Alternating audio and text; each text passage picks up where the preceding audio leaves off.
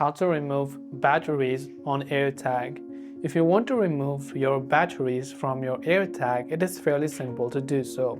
So maybe now your AirTag has lost its battery capacity and maybe you are trying or figuring out the methods to change it. Do not worry because it is actually quite very simple. So all you have to do is hold your AirTag like this and simply just tilt it a little bit. This little round silver thing, just tilt it towards the left hand side and you can see it will pop just like that.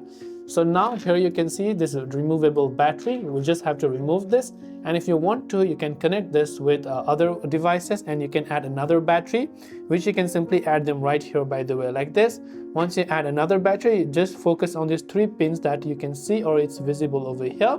These 3 pins, you can see there's 3 different holes or the pockets over there.